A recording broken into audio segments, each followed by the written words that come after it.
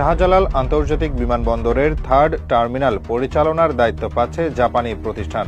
চলতি মাসেই চুক্তি করবে অন্তর্বর্তীকালীন সরকার। এরপর বছরের শেষ দিকে চালু হবে বহুল আকাঙ্ক্ষিত এই মেগা প্রকল্প।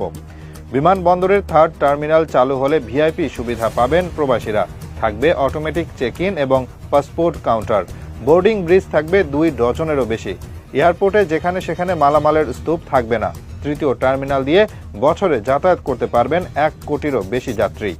কার্গো পরিবহনেও সক্ষমতা বাড়বে। সব মিলিয়ে দেশের অর্থনীতিতে যুক্ত হতে যাচ্ছে নতুন এক মাইলফলক। ঢাকার হযরত শাহজালাল আন্তর্জাতিক বিমানবন্দরের নতুন থার্ড টার্মিনাল পরিচালনা নিয়ে অনেক দিন থেকে আলোচনা চলছে। বাংলাদেশি প্রতিষ্ঠানের সক্ষমতা নিয়ে নানা অভিযোগ আগে থেকেই রয়েছে। তবে থার্ড টার্মিনাল পরিচালনায় শুরু থেকে জাপানি প্রতিষ্ঠানগুলোর সাথে আলোচনা চলছিল। অবশেষে সেই আলোচনার ফল মিলেছে। জাপানের 2টি সরকারি ও 4টি বেসরকারি প্রতিষ্ঠানের সমন্বয়ে গঠিত হচ্ছে একটি বিশেষ কোম্পানি, যারা আগামী 15 বছরের জন্য থার্ড টার্মিনাল পরিচালনা করবে। বাংলাদেশ বেসামরিক বিমান চলাচল কর্তৃপক্ষ জানিয়েছে, আগামী 1 মাসের মধ্যে এই বিষয়ে চূড়ান্ত চুক্তি সই হতে পারে।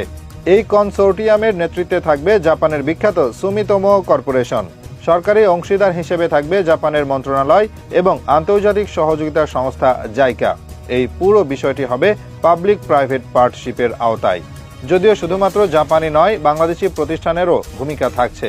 থার্ড টার্মিনালের গ্রাউন্ড হ্যান্ডলিং কার্যক্রম বিমান বাংলাদেশ এয়ারলাইন্সকে দিতে চায় সরকার। তবে বিমান এই কাজটি করবে জাপানি কনসোর্টিয়ামের তত্ত্বাবধানে। বেবিচকের কর্মকর্তারা বলছেন, এই টার্মিনাল থেকে 2টি উপায়ে আয় করবে বাংলাদেশ, যার একটি হচ্ছে বোর্ডিং চার্জ ইত্যাদি আকাশ ভ্রমণ সংক্রান্ত খাতের, অন্যটি হবে বিমানবন্দরের দোকানপাট ও অন্যান্য বাণিজ্যিক আয়। সবকিছুই পরিচালিত হবে জাপানি কনসোর্টিয়ামের অধীনে। তারা এসব আয় দিয়ে টার্মিনালের রক্ষণাবেক্ষণ করবে। এরপর বাকি টাকার কিছু অংশ জমা থাকবে, অন্য অংশ পাবে বাংলাদেশ সরকার। থার্ড টার্মিনাল পরিচালনা চুক্তির খসড়া ইতিমধ্যেই তৈরি হয়ে গেছে। কনসোর্টিয়ামকে রিকোয়েস্ট ফর প্রপোজাল পাঠানো হয়েছে। নিয়ম অনুযায়ী তারা সর্বোচ্চ 42 দিনের মধ্যে চূড়ান্ত প্রস্তাব দিতে পারবে। তবে চুক্তি সই হওয়ার সঙ্গে সঙ্গেই কাজ শুরু হবে না। টার্মিনালের বাণিজ্যিক কার্যক্রম চালু করতে অপারেটর প্রতিষ্ঠানের আরও কয়েক মাস সময় লাগবে। শাহজালাল আন্তর্জাতিক বিমানবন্দরের থার্ড টার্মিনাল বাংলাদেশের অন্যতম মেগা প্রকল্প। এটি নির্মাণে সহযোগিতা করছে জাপান। প্রকল্পের বেশিরভাগ বাজেট আসছে জাইকার অর্থায়নে। এছাড়া নির্মাণ কাজে যুক্ত ছিল জাপানের 2টি প্রতিষ্ঠান। এবার থার্ড টার্মিনাল পরিচালনার দায়িত্বও পেতে যাচ্ছে জাপানের কনসোর্টিয়াম। বিশেষজ্ঞরা বলছেন, এর মাধ্যমে বিমানবন্দরের সক্ষমতা আরও অনেক গুণ বাড়বে। প্রবাসীরা পাবেন উন্নত দেশের মতো সুযোগ সুবিধা।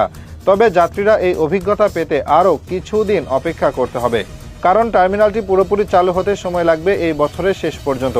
ঢাকার হযরত শাহজালাল আন্তর্জাতিক বিমানবন্দরের নতুন এই টার্মিনালের আয়তন 5,42,000 বর্গমিটার। এখানে একসঙ্গে 37টি উড়োজাহাজ পার্ক করা যাবে, যেখানে আগের 2টি টার্মিনাল মিলিয়ে পার্ক করা যেত 29টি।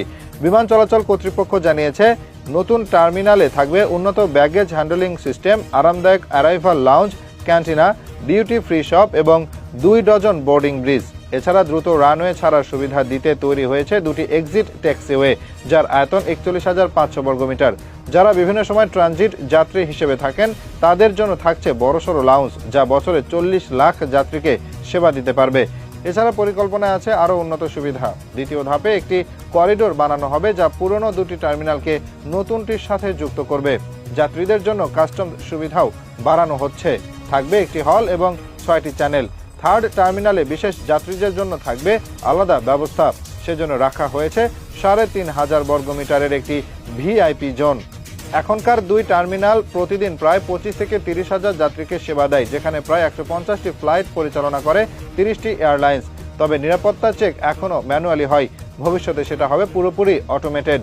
মানে স্ক্রিনিং সিস্টেম এমন হবে, যেখানে যাত্রীদের বিমানে ওঠার আগ পর্যন্ত ধাপে ধাপে স্বয়ংক্রিয়ভাবে নিরাপত্তা যাচাই হয়ে যাবে। নতুন টার্মিনাল পুরোপুরি চালু হলে যাত্রীরা আরও সহজ ও স্বাচ্ছন্দ্যে বিমানবন্দরে যাওয়া আসা করতে পারবেন। মেট্রো রেল, এলিভেটেড এক্সপ্রেসওয়ে এবং নতুন ফ্লাইওভারের মাধ্যমে যাতায়াত অনেক দ্রুত ও আরামদায়ক হবে। ভবনের ভেতরে যাত্রীদের জন্য থাকবে আরও অনেক সুবিধা। বিশ্রামের জন্য থাকবে এয়ারলাইন্স লাউঞ্জ, সময় কাটানোর জন্য মুভি লাউঞ্জ, শিশুদের খেলার জায়গা, খাবারের জন্য বড় ফুড কোর্ট এবং প্রয়োজনীয় অন্যান্য ব্যবস্থা। এই আধুনিক টার্মিনালের ডিজাইন করেছেন আন্তর্জাতিকভাবে স্বীকৃত স্থপতি রোহানি বাহারিন। 2019 সালের ডিসেম্বর মাসে শুরু হওয়া এই প্রকল্পে ব্যয় ধরা হয়েছে 21,398 কোটি টাকা। এর মধ্যে জাইকা দিয়েছে 16,141 কোটি টাকা, আর বাকি 5,257 কোটি টাকা এসেছে বাংলাদেশ সরকারের পক্ষ থেকে। হযরত শাহজালাল আন্তর্জাতিক বিমানবন্দরের এই তৃতীয় টার্মিনাল হতে যাচ্ছে দেশের অর্থনীতির নতুন মাইলফলক। এটি শুধু অবকাঠামোগত নয়, বরং অর্থনীতির গতি সঞ্চারে ভূমিকা রাখবে। দেশের এভিয়েশন, পর্যটন, আমদানি রপ্তানি ও কৃষি থেকে শুরু করে বৈদেশিক বিনিয়োগ ও কর্মসংস্থানে আসবে ব্যাপক পরিবর্তন। এই টার্মিনাল চালু হলে বিমানবন্দরের মোট আয়তন ছাড়িয়ে যাবে 3,50,000 বর্গমিটার। তবে অবকাঠামো যতই আধুনিক হোক, আন্তর্জাতিক মানের সেবা নিশ্চিত করতে না পারলে কিছুই হবার নয়। সেই কথা মাথায় রেখে উন্নত সেবায় জোর দিচ্ছে সরকার। সেজন্য জাপানি প্রতিষ্ঠানের কাছে পরিচালনার দায়িত্ব দেওয়া হচ্ছে, কারণ সেবার মান উন্নত হলে যেমন বাড়বে যাত্রী সংখ্যা, তেমনি বহু গুণে বাড়বে কার্গো হ্যান্ডলিং সক্ষমতা। বর্তমানে যেখানে আমদানি খাতে কার্গো হ্যান্ডলিং 84,000 টন, থার্ড টার্মিনালে সেটি বেড়ে দাঁড়াবে প্রায় 3 লাখ টনে, আর রপ্তানির ক্ষেত্রেও সক্ষমতা বাড়বে 5,50,000 টন।